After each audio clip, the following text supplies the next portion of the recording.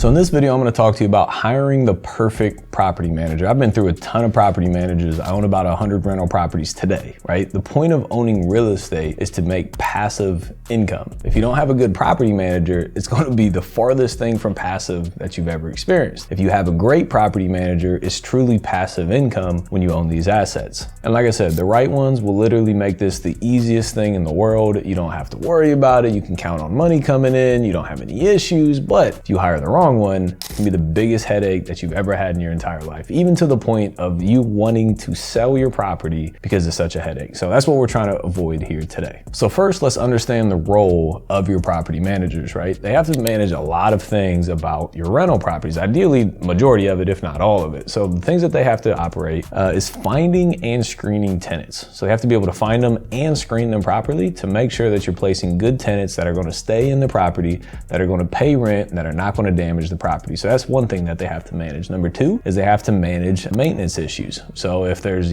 clogged toilets, or it needs a roof, or a window needs replaced, or the furnace needs replaced, they have to be able to take in that notice from the tenant and coordinate people to go out there and fix those maintenance issues in a timely manner. Last thing you want is for these issues to continuously go on and on and on and on, and then tenants get pissed off and then moved out of the property, at the end of the day costing you a lot of money. They also have to be able to manage and collect the rent. They have to have systems and processes in place to be able to collect rent appropriately. They have to be able to coordinate the rent in the back end and class it to the right properties, and they have to be able to pay you out your income in a timely manner. And like I said, if you hire the right property manager, it'll be one of the best decisions you've ever made, and it will make your life way easier. Now, if you hire the wrong property manager, it can literally be the worst decision you've made, even to the point of you wanting to sell your properties because of such a headache that it brings with you. So I've been through multiple property managers, know some of the good and the bad, and that's what I'm going to cover here today. So number one is knowing who you're talking to, right? Do you own single family real estate? Do you own apartment buildings? Do you own commercial space? Do you own warehouse? Do you own office? Is it A class? Is it C class? What types of properties do you own? And then once you know what types of properties you own, then you need to go out and you need to find management companies for those types of properties. Last thing you want to do if you own all C class properties is hiring somebody who only manages A class properties, because there's a disconnect there, right? Or if you own a multifamily, be careful hiring only single family property managers, because there's going to be a disconnect there. So you want to make sure that they operate in whatever asset class it is that you own. And then you have to go out and you have to find these property management companies. What works often is asking people for referrals, right? That's how I got my current property manager, simply asking somebody who they use. So you can ask somebody,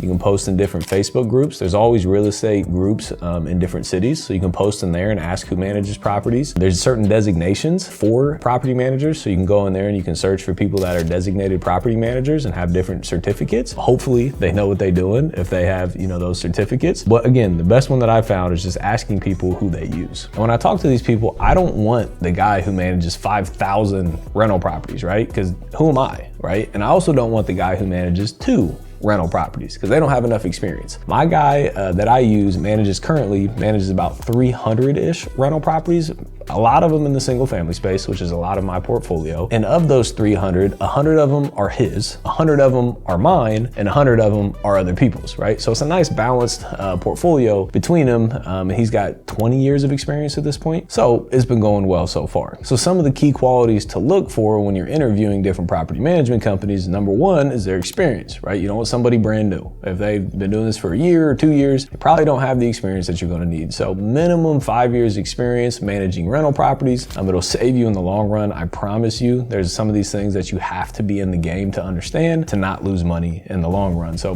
please make sure that they have experience. The next one, again, how many units do they have under management? Minimum like 30 to 50, because again, that comes with experience managing more rental properties. The next one is how do they manage the money and provide reports, right? A lot of management companies use what's called Appfolio, and it's this huge software that people use to manage properties. That's what my guy uses. Super simple. It's broken down. You can log in. You can pull different reports.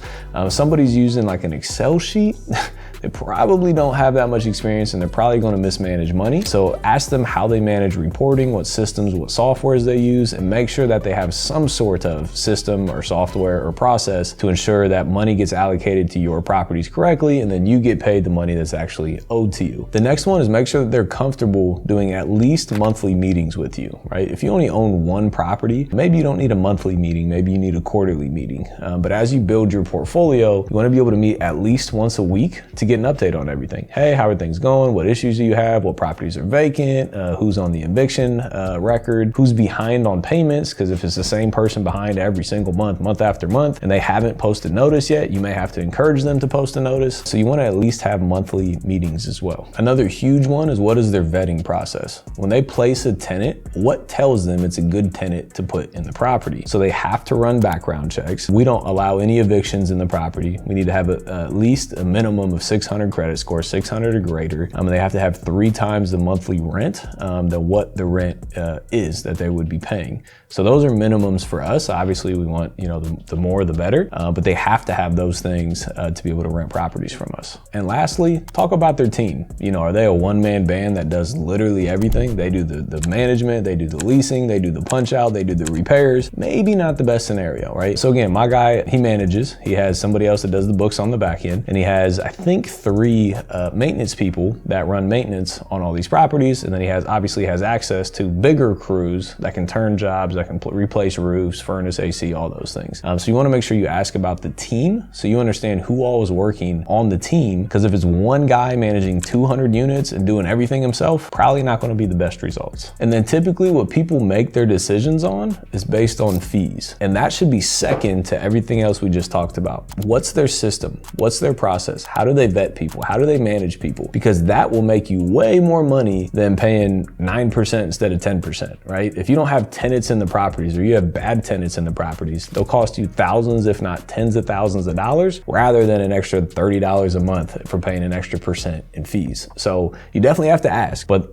how they manage and who they put in the property is way more important than the fees that you pay. But fees are important, right? So ask them what their fees are. I'll tell you what I pay, but again, this can be drastically different across the board. So I pay anywhere from like 8 to 10% of monthly rent income. So if the rent's $1,000, they get $80 to $100 of that $1,000 to manage everything that we just talked about. On top of that, when they lease a property, so a property goes vacant, they go in there and they paint it, put carpet back in, and they go out and find a new tenant, I pay half a month's rent to lease the property. Sometimes it's a full month's rent to lease the property. And then past that, if it is released to the same person, meaning the lease comes to an end, they sign another 1-year lease, the same person, there's no fee to that. Sometimes you'll pay a $50 or a $250 fee for a release fee. And then on the turns, on the maintenance, how much are they charging on top? So if it costs $2,000 to put in a new furnace, are they charging you $2,000? Are they doing it at cost? Or are they marking it up 10%? Are they charging you $2,200? So what's their margin on the maintenance and the turnovers? And I want to reiterate, the difference between paying 8% and 10% or a half month's rent instead of a full month's rent is small details compared to everything else. Because I promise you, if you can find a property manager that can place tenants quickly and that have tenants stay 2, 3, 4, 5 years at a time versus somebody who takes 2 or 3 years to place a tenant and they turn over every single year, you will make way more money with a good tenant that stays long term, even if you pay a little bit more in fees. And the last thing you need to ask is the contract. How long are you locked into this? Is it a 6-month contract or a 12-month contract? And then most importantly, typically what people try to put in these, if you decide to sell a property, let's say they manage the property horrendously and you're like, hey, I'm done, I'm out, I want to sell the property. What they have in the contract sometimes is they have to be the ones to sell properties that are currently managed by them, right? If they did such a bad job that you're forced to sell, you probably don't want that same person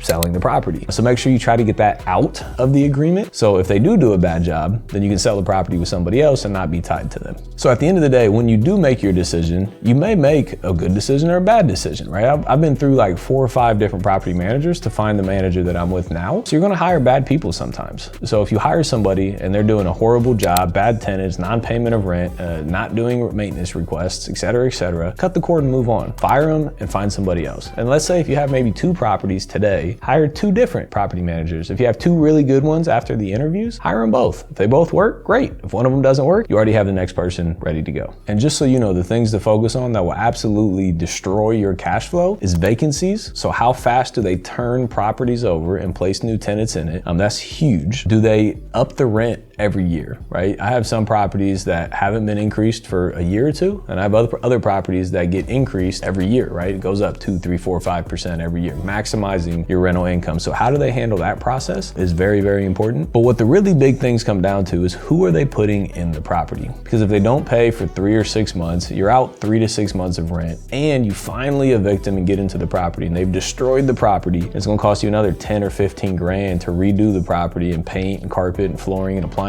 and kitchen cabinets, etc. You just lost 20 grand on one bad tenant, right? So the most important thing is understanding how they vet tenants and who they are putting into your properties. So you might be sitting there and saying, hey, screw all that. Like, that's a lot to worry about. I'm just gonna manage the property myself. I would argue against that. I don't think you should manage the property yourself, but let's say you do. You own 1, 2, 3, 4, 5 properties and you wanna manage them yourself. And you're scaling to own 5, 10, 20, 50, 100 properties. At some point, you personally don't want to manage those properties. So I highly encourage you to find a good property manager to manage those properties. And if you're in that process of growing to get 5, 10, 20, 50, 100 properties, you want to learn how I've been able to do that using all other people's money, make sure you watch this next video.